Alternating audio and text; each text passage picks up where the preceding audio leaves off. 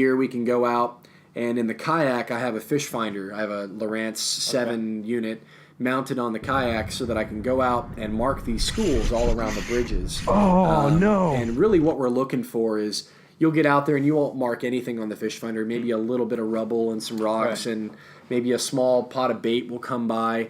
And then all of a sudden you look at it and it looks like a bunch of chicken eggs, like 100 chicken eggs just moving across like the sonar. It's like early Easter in January. And we go out there and, for the most part, we want to drop crabs. Blue crabs are usually... You're now tuning into the Florida Fishing Podcast and Show with co-hosts Tim Summer and Ty Nelson. What is going on, everybody? You are watching the Florida Fishing Show and Podcast. This is your co-host, Ty Nelson. We're here this week with my fellow co-host, Tim Summer, and also a special guest, Justin Ritchey. Before we get to the announcements, real quick, you want to introduce yourself? Just tell us. Here's the floor. You have the floor. Okay. What's going on, everybody? My name's Justin Ritchey. I'm a big kayak fisherman here in Florida and travel all over the place. Fish Jacksonville, Tampa Bay, a lot of time on Mosquito Lagoon and Indian River over in Titusville. And when I get chances to go down to Southwest Florida, love fishing Pine Island and Matt Lachey. Thanks to Ty, kind of showing me the ropes a while back. So basically, Justin's one of those guys, when you're running around on your boat, and you see him in the kayak, and he's in your way, and you're like, what do I do? Do I run him over? Do I go around him? I got to go around him. Now I got to go into the shallow part of the flat. This is really annoying. Yeah, he's one of those guys. Just kidding. Me and Justin used to fish kayaks all the time, and I love to kayak fish, and we're going to have to get out there again soon. So I know I kind of cut you off there. I got to tell the story. So Ty and Whoa. Before we get to the story time, I'm going to let you get to that just after... It's not really the break, but after the introductions, Tim is real quick going to go over some announcements, and then we're going to get into the story. Is that cool? Yeah, let's go for it. Cool. All right, so we got some announcements. Just housekeeping, keeping you up to date with what we got going on here at Florida Fishing Products. We want to give a shout out to our newest dealer, Sunshine Ace Hardware. It's really a group of dealers. It's dealer. 9 different retail shops. 9 locations going from, I think, as far south as Marco Island to as far north here as Largo. So yeah, if you're ever around one of these spots, go in, check them out. It's all the locations, super well run establishment. All the locations have very friendly staff. They know their stuff about fishing. So go in there, check out our reels, buy one from them, support us, and so that's one. Number 2 is we have a giveaway coming up that's going to be hosted on the Monster Mike YouTube channel. So I'm sure you guys have heard of him. He catches peacock bass on everything, including like pencils and stuff. I think he caught a 30-pound tarpon on a piece of bread. Yeah. That was pretty crazy. Yeah. So he does some crazy stuff. If you haven't seen his channel, which I'm sure you have, go check him out because it's pretty crazy stuff he does on there. It's super entertaining. Extremely entertaining. He is pure entertainment. So go subscribe to his channel, subscribe to our YouTube channel, and also subscribe to our podcast on whatever you listen to podcasts on. And then finally, we recently launched, and you've probably seen this if you've been on the internet in the past few days, new advertisements that will probably be following you around for the next few months here. Yeah, so as you guys know, we've been renovating the office really since after Black Friday, and this new space has been awesome. Finally, it's all coming together, and we're able to get back to work. And so we just launched a new Fish Better ad campaign, basically trying to push our Fish Better hashtag. So if you are posting photos, you're posting content, the best way for us to find you is if you hashtag Fish Better or hashtag Florida Fishing Products, or preferably both. But yeah, so you'll be seeing the Fish Better advertisements around. The whole idea is it's pushing our Fish Better campaign, which, once again, it's not really about catching more fish, although that's great and all, but it's more so about really creating a culture of more conservation-minded anglers, which this guy sitting to the left of me is one of the most conservation-minded anglers I know, and he's actually worked for a number of different companies in, what is this, what would we call your your industry, I guess? I actually have a background in animal care in aquatic sciences. I had my bachelor's from University of Florida in fisheries and aquatic sciences. I broke out and had an opportunity to work in the aquarium field. So there's a company called Bottled Ocean in Central Florida that builds and maintains big, both residential, small business, and we partner with large companies. Aquariums from 200 gallons all the way up to 200,000 gallons. So for a while, for about 5 years, I spent time at the Gaylord Palms out in Kissimmee, just outside of Disney.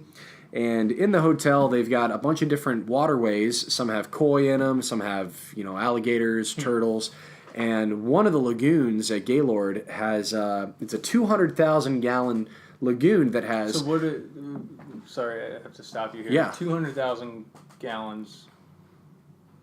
A tank, like a literal tank, or is it a pond? It's a pond. You say lagoon. Yeah, we call it a lagoon because it kind of fits with the theme of the hotel. It's not like a tank, like an acrylic tank. It's this open pond inside the hotel.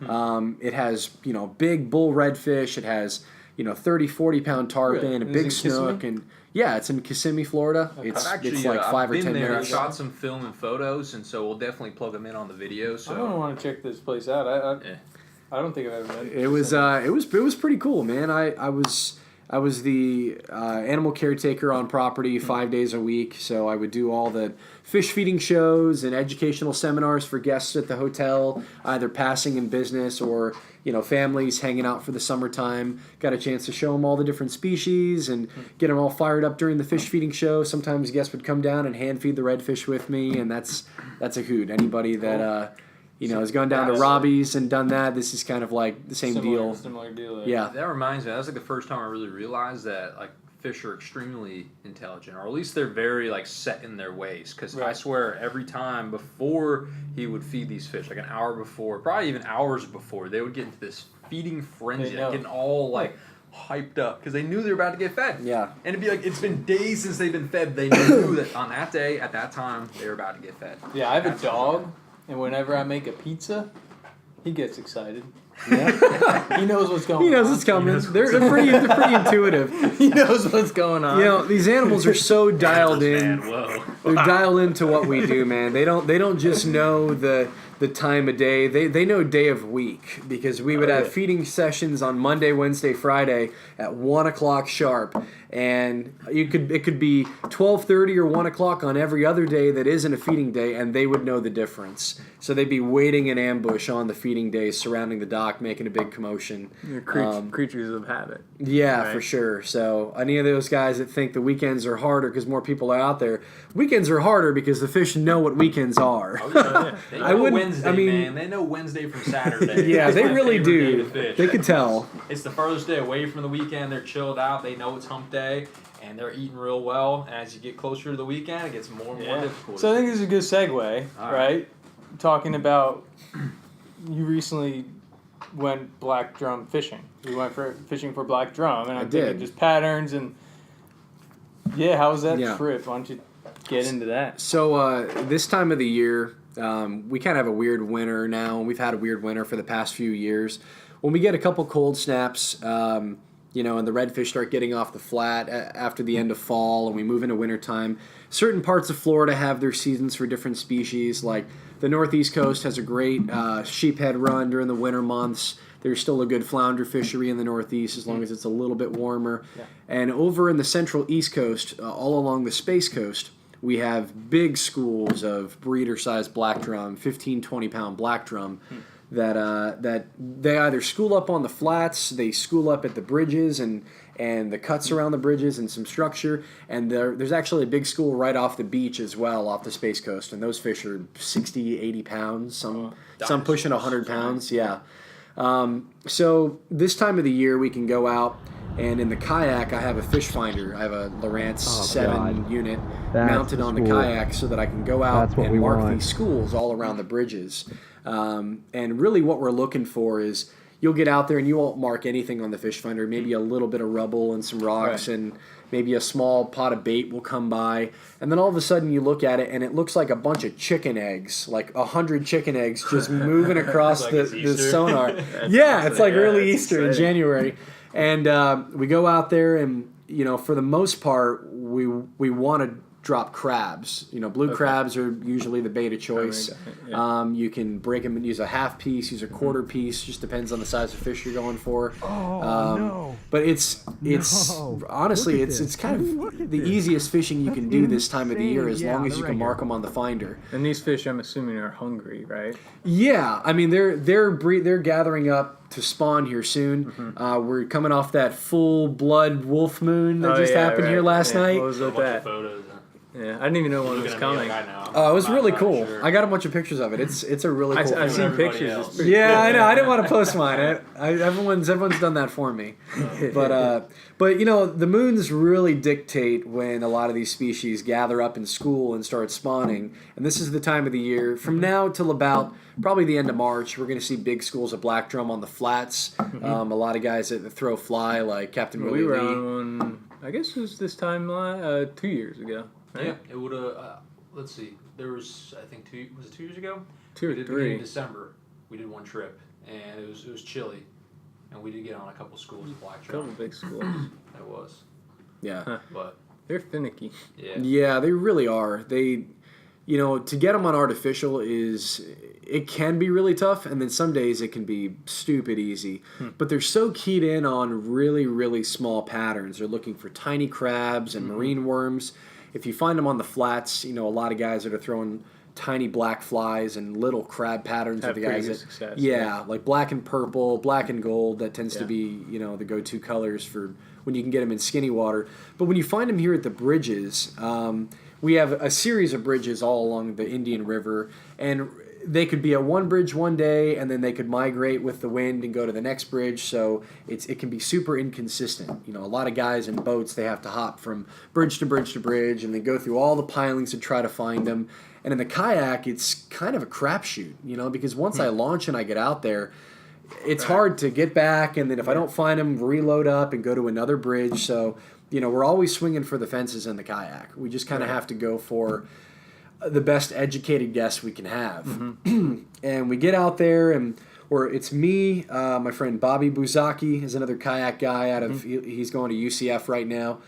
His friend Jacob and Travis. Okay. And we were all out there. The day before, we stocked up on crabs because we were panicking. So crab is definitely the bait of choice. So if I ever go target, you want crab, right? Over shrimp.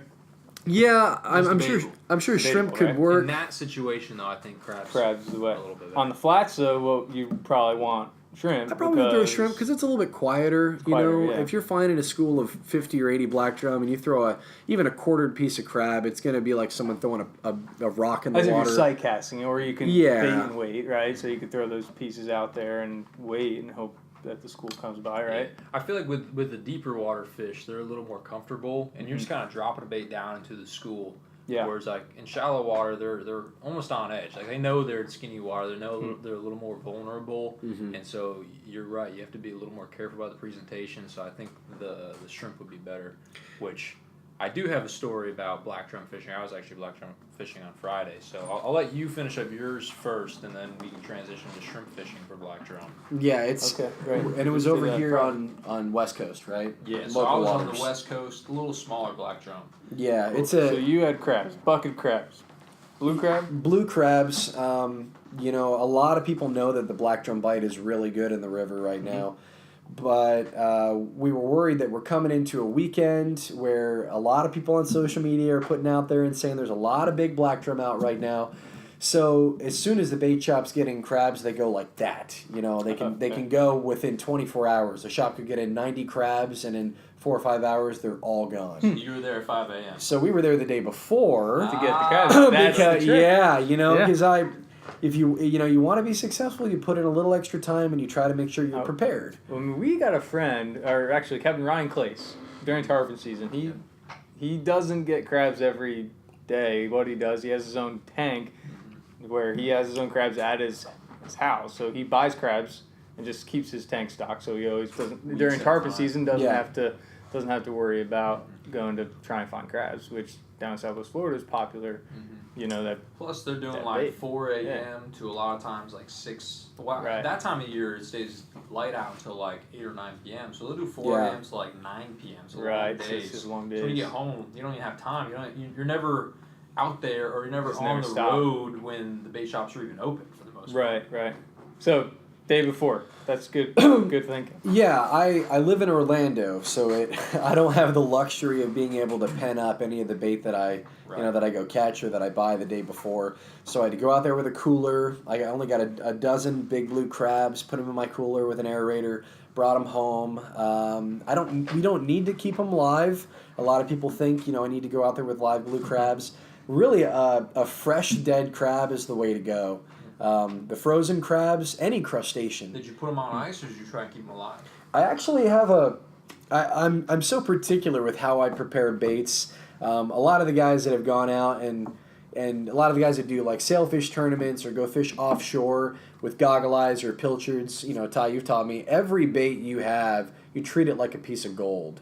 And it doesn't matter whether it's shrimp or it's crabs or it's a bait fish, I treat it like it's gold. So, instead of taking the crabs the morning of and putting them directly on ice and shocking them, I actually will get a bed of ice, I'll put a wet, damp towel over top of it, and then I'll put the crabs on top of that. Yeah. So they freeze, but they die slowly and it doesn't stress them out. Right. Crustaceans, like a bad clam has a distinct smell to it, and bad clams, guys that use fresh clams for sheephead or pompano, the fish and the animals can tell the difference. Right. So fresh bait is really important when you're going out.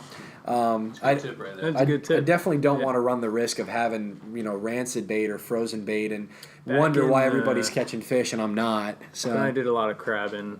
And you can keep crabs alive for a pretty long time if you wanted to. Yeah. People would put them in the fridge. You could put them in your fridge, which is, my wife would not approve of that. But like you could also get basically a quarter bucket of seaweed and just put them on there, and typically they'll survive. They just need that moisture. They don't need to be anything. But that's a good tip. I never really thought of putting a paper or towel over top. Yeah, you of could ice. use wet newspaper. You could use anything as long as you keep them damp. You just don't want them directly on that ice. Yeah, you don't want to shock them, so to speak. Yeah. That keeps them more fresh or fresher. Yeah, but when I took them out, I just had a lunchbox with a trash bag, and I had ice surrounding them, but they weren't making direct contact. And I mean, at 11 o'clock in the morning, I had bought them the day before at I don't know, probably 5:30 in the afternoon, evening. And by 11 o'clock the next day, they were still alive and trying to pinch at me. They probably were like in and out of, they were going down slow. They're phasing out, but they that's were fresh as you're gonna get. Yeah. They're dying that same day. So anybody out there that has an interest in wanting to get on big black drum, this isn't just in the Indian River. This time of the year, when we get some of the coldest, windiest days, Gandy Bridge and any of the bridges over here are phenomenal big black drum locations. Yeah. If you can go out there with a quarter piece of crab or a half piece of crab, you can get massive 60-pounders and bigger at the bridges. And a lot of them. Yeah, it's the same kind of deal. You go and you mark a school. I know that some people are anti-bait. If I wanted to go out and try to get one artificial, what would you recommend in this type of fishing? So I actually did get one on artificial. Okay. On this What'd trip. you use? I had a 4.5-inch voodoo shrimp, the biggest model voodoo shrimp, and I had just for security, I had some. I think it was like Bio Edge. It's a wand that smells like a shrimp pattern, and I just completely lathered it up. You could use Shrimp Pro Cure. Are you overusing scent on a bait? Oh yeah. Oh Pro my Cure gosh. Master right here. When they're so schooled up like that, and they're in a frenzy. I do not. Black drum are really opportunistic. A lot of people, they're so different than redfish. When you're presenting to a redfish, you need to impart some kind of like action and some kind of fleeting response to trigger a bite. A lot of times people that'll go for bull reds around the bridges and the panhandle, they'll try to jig the bottom or bounce up and down or whatever the presentation is. And when you're going for black drum, you don't really need to impart that kind of action. They're scavengers. Right. They just want an easy, opportunistic bite. sometimes they'll just, since they don't have hands, they're just going to put something in their mouth to find out whether it's food or not and then ask questions later. So we had probably caught like 12 or 15 black drum to this point. I mean, we caught 30 in a day. Right. We caught so many, we were tired of catching 15-pound black drum. You had to switch up your techniques to try something a little more difficult. Yeah, we were having fun with it, and I said, okay, well, I just want to basically drag or dead stick a shrimp on the bottom and just kind of free line it out and just drift with a little bit of current and wind. And I'm marking 100 fish underneath the kayak, and sure enough, one picked it up. And at that time, I have video of it on the GoPro. At that time, all four of us hooked up. And we're all spread out by about 50 or 100 feet. And I've got I hook up on artificial, and then Bobby's hooked up. And Jake, and then Travis, and we're all screaming at each other. Plastic. Spinning around in circles, fighting these fish. Yeah. And you know what? That's After that, we continued to hook insane. fish. Right. Like the school would just kind of scoot over. We'd have to mark them again 100 or 200 feet away or 50 yards away or whatever. And we drop on them again. And by 11:30, we were calling it. We said, you know what? 30 fish is being gluttonous. Like, we had a great time. Really quick, catch, photo, release. One or two good ones. I get some nice photos, some video. Oh God. I've been looking forward to. That's a lot. I've been looking forward to doing that for a while. It's always good though when you're tired of catching. It's not that you're tired of catching the fish. You're satisfied. You filled that tank. You filled that tank. You hit your quota. That's how Tim kind of is. Like, if he can get one really good fish or a number of fish in one day, he's usually good to go for either months. After the trophy or a day of just that. Yeah, exactly. You could have a day where you decide, you know what, I am totally fine catching a bunch of 15-inch trout all day long. That's totally fine with me. I just want to go mess around with my friends, loosen my drag to where there's nothing on it, throw the smallest paddle tail I have, and just with every little trout. Yeah. And then some days you go out and you're like, I'm just going to swing for the fences. Yeah. I want a monster fish today, and that's it. And then there's days like this past Saturday where every fish was a monster, and we were burnt out. I was toast. I got home, passed out for 3 hours, and I woke up and I was just like, I can't believe we had a day like that. Mm-hmm. Maybe you have a day like that once a year. A lot of times, you get that many big fish in one day. Yeah, it was epic. Forget. Yeah, you'll never forget that day. I got days like that, snook fishing and red fishing. They're the ones that you know the time of year, you know the baits you're throwing, you know who you're with, you remember every little detail about it. Yeah. It's pretty crazy. So, you also had the opportunity last week. Yeah, I was out on Friday. When were you catching these black drum? I went out Saturday. Saturday morning. Same weekend. Yeah, so this is all this past weekend, and I was out with Brian McGill, who's he's an extremely active angler here over in Tampa Bay. You see him on Tampa Bay Fishing Club. Salt Strong forum, or I guess not forum, but their page, all over the Tampa Bay scene. He does a lot of night fishing, and then he recently got into kayak fishing. So he's been reaching out to me. He really wanted to get out because he shoots a lot of catches a lot of really nice fish, takes a lot of photos, but it's mostly on a GoPro or on a phone. And those that know me, I've gotten way too over particular about the photos that I like to post and the video I like to post.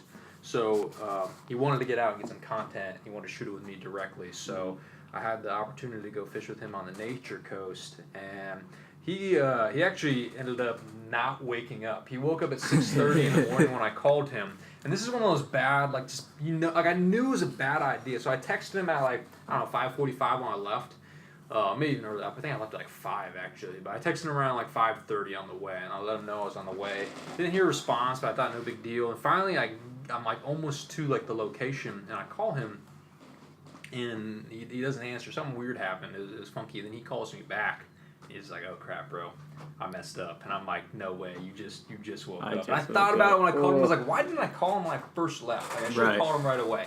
But I just didn't think about it. I knew he'd be there. I get there, and he set his alarm for PM instead of AM. So he just I've done that before, so I can't knock him. Right, exactly. He was so upset that he did that. But I was like, gosh. I've done that. So every angler I know has done that at some point in time.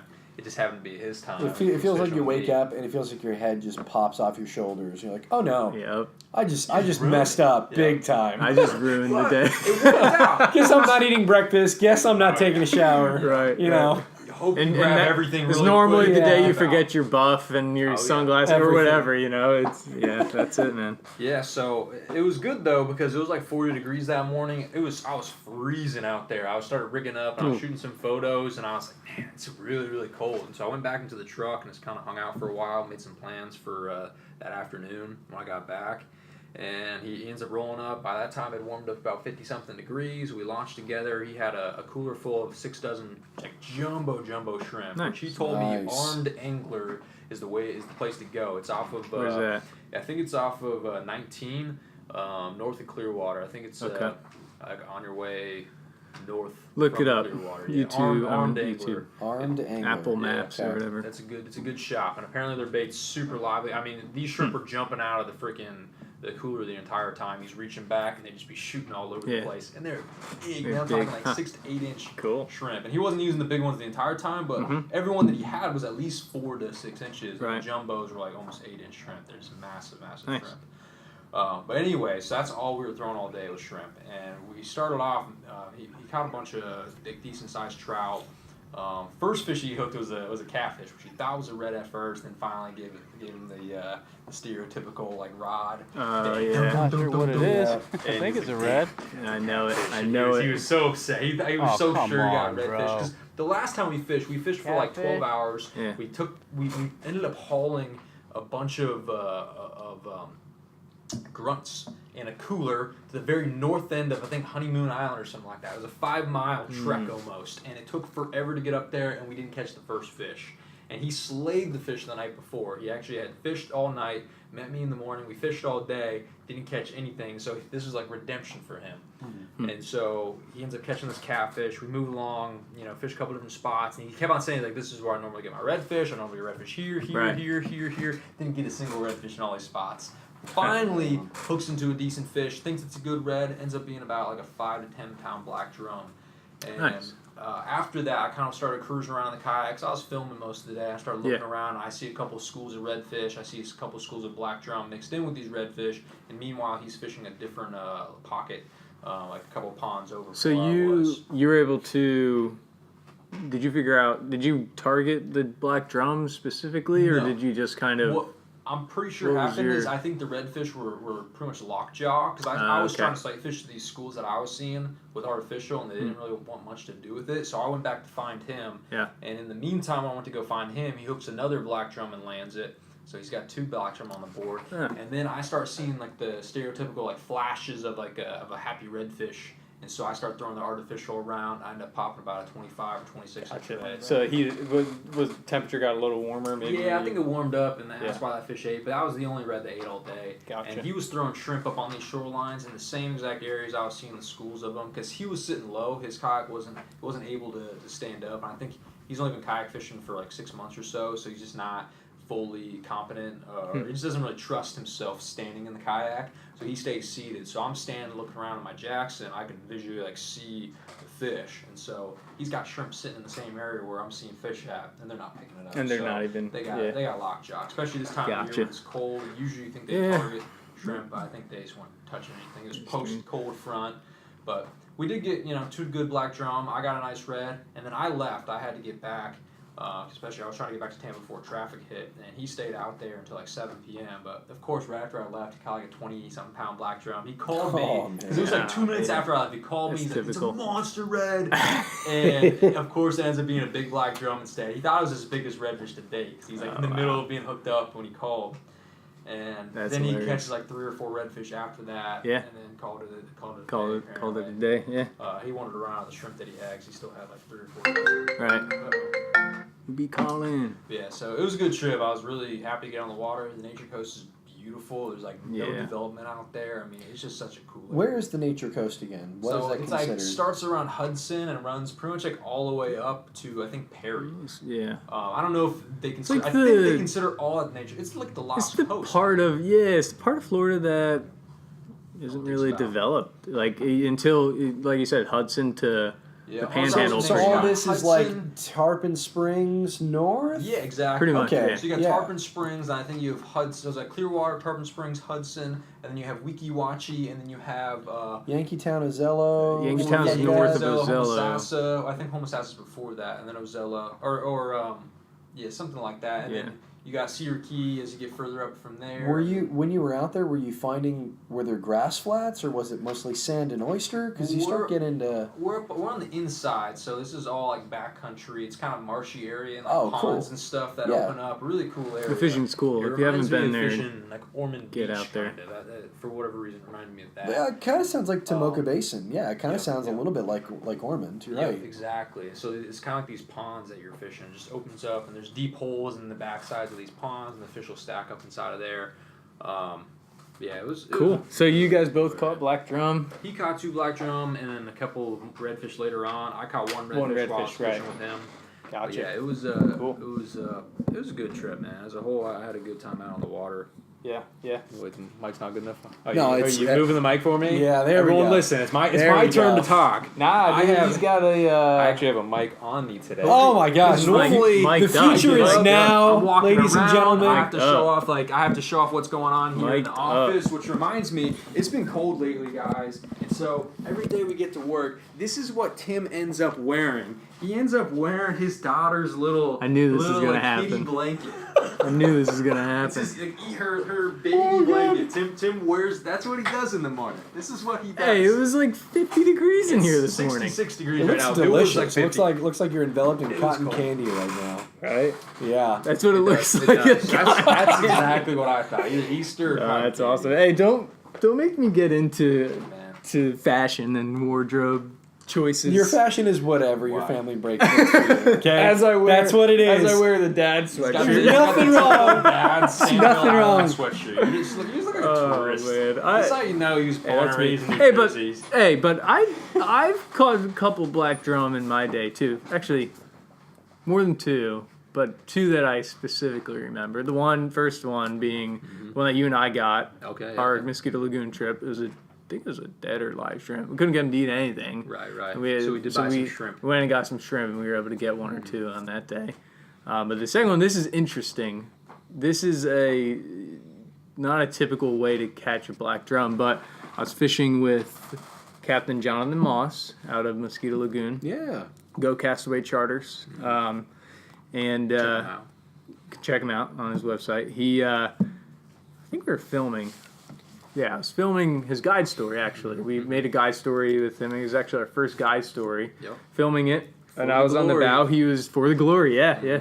Do it for the glory. That's awesome. So I was on the bow. He was pulling me around, and I actually sight casted a black drum on a paddle tail.